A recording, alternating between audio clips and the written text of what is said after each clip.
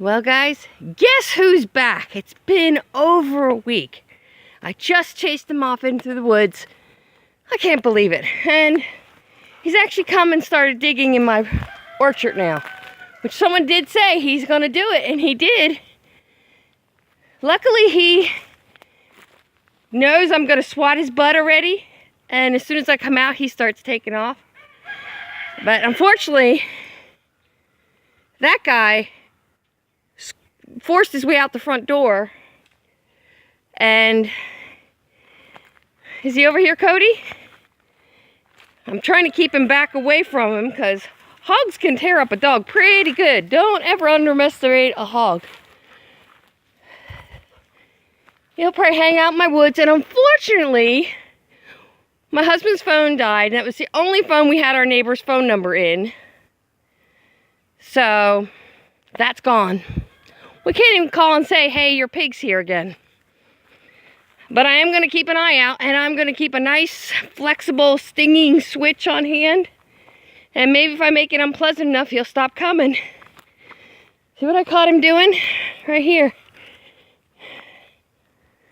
Luckily, there's my pear tree, and there's my apple.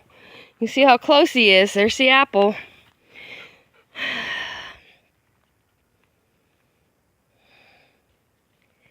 I just, at this point, I don't know what to do other than fence my own yard in to keep him out.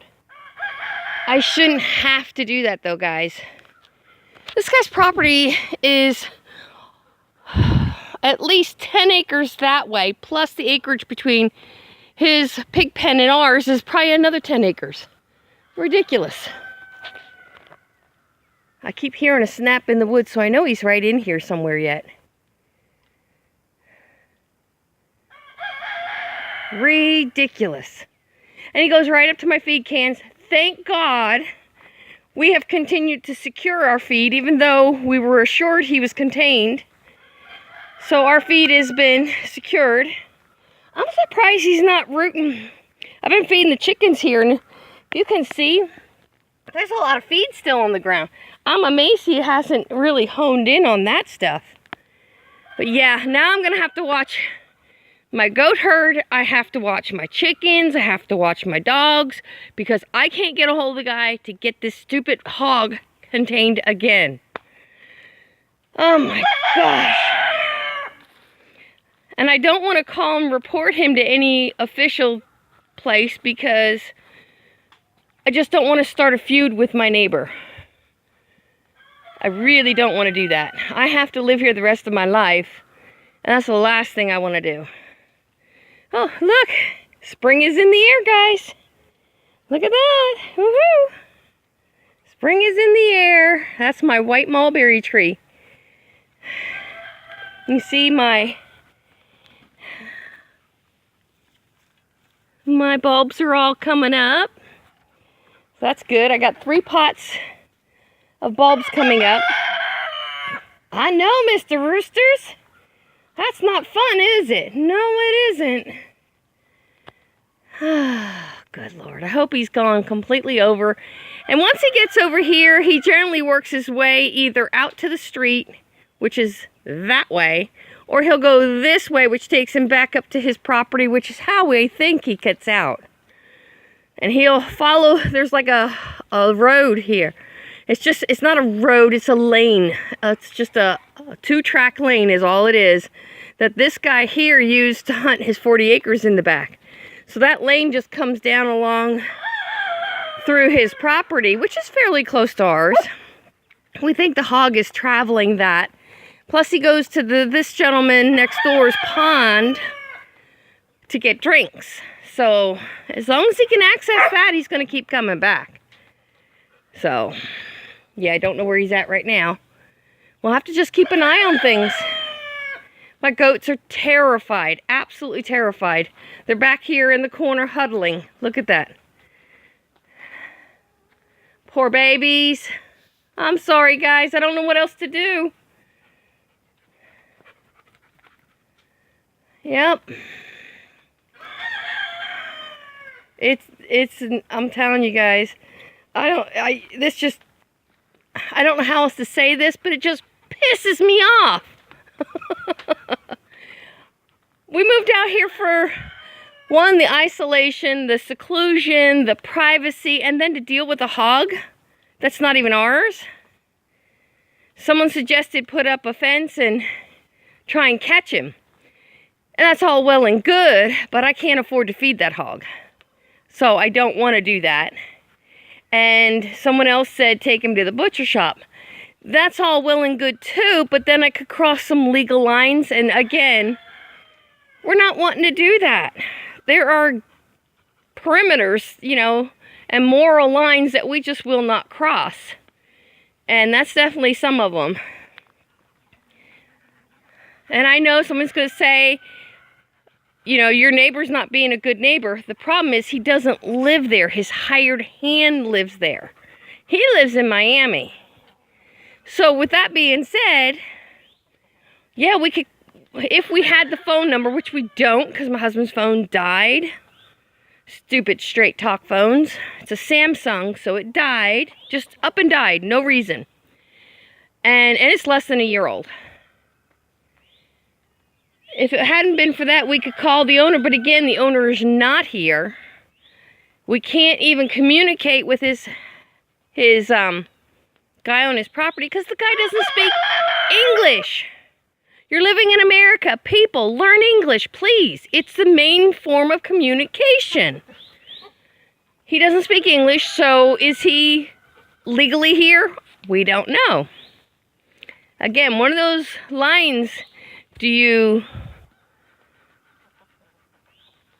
just one of those dilemmas, you know. He can't speak English. How do you grow up in America and not speak English unless you're not here legally or you've come in recently as a green card holder, which not many people are doing that with that ethnic background. So with that being said, please don't get up in arms. I'm telling you the facts as I know them here on my homestead. I've got a farmhand in charge of large livestock who cannot speak English. Everybody in his neighborhood is American and speaks English. That is a major flaw. Even if we could call the guy, he doesn't understand enough English to understand that the hog is here. That's a problem. And I'm probably not the only one who's going to be complaining at some point because this hog is loose and there's no notifying anybody at this point. So, yeah, it's a little bit of a rant, but it's frustrating. And I don't like having, I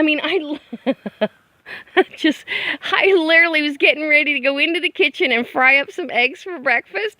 I saw this big brown butt waddle by the window. Now, my window's up high. You can see that?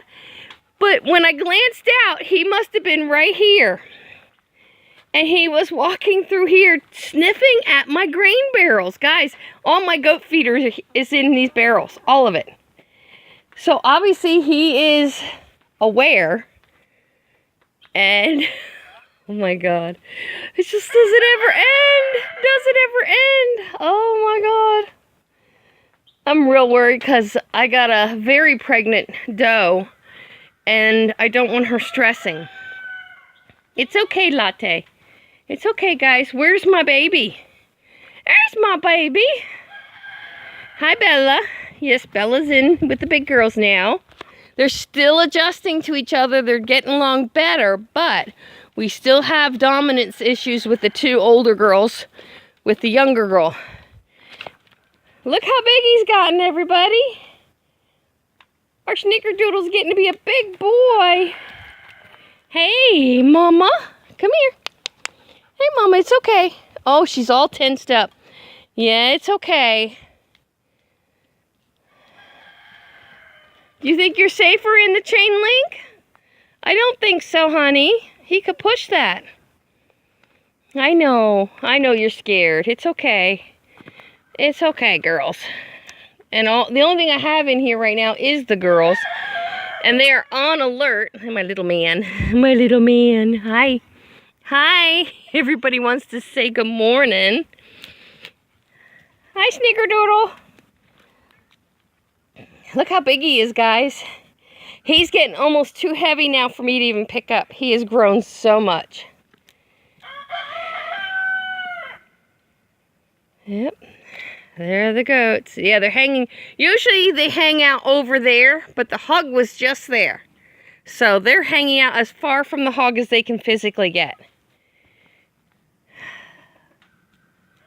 They have really good fencing. I don't think the hog would get into them. He has no reason to even try. We keep no grain in here at all. Nothing. The only thing in here is hay and water. They get a controlled feed of grain, so look at the little guy. Say, hi, Mom. Can I suck on your ear, please? Aw.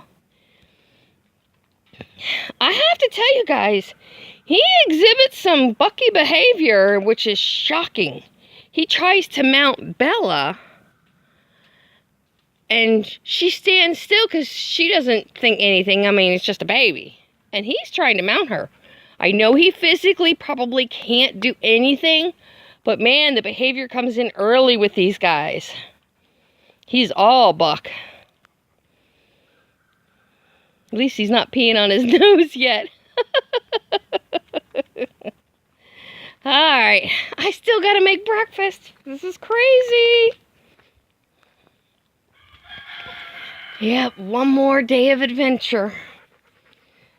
I'm just worried that my dogs are going to have a face-to-face and he's going to go after my dogs. If he does that, I will put him down. I will notify the guy, whether it's put a note on his gate or whatever, and I'm going to take it to the butcher shop. It'll be that easy. If I have to, I'll get a winch and winch it into the horse trailer, which I don't even know if he would fit. Guys, that horse trailer, when you open the back, has a center rail down the back. I don't think, he's so wide, I don't know if I could get him in there. And I'm just being truthful.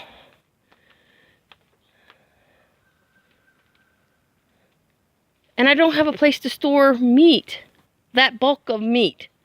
I'd have to buy a freezer and probably put it outside.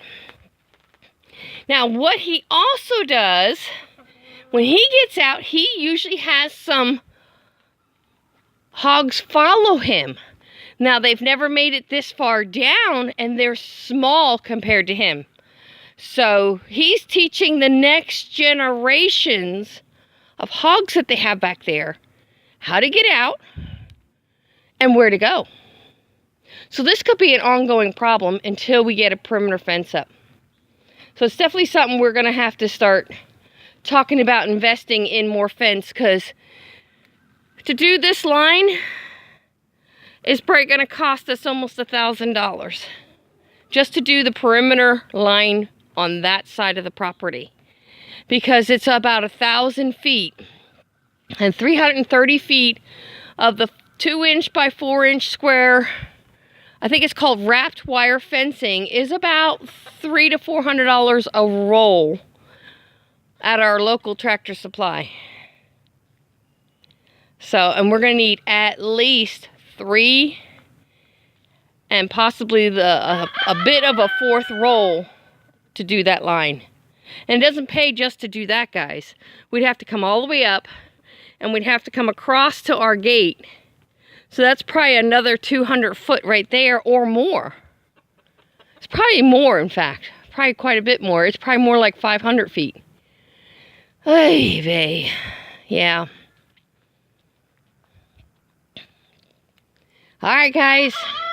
The drama continues. Don't forget, like, share, subscribe. God bless.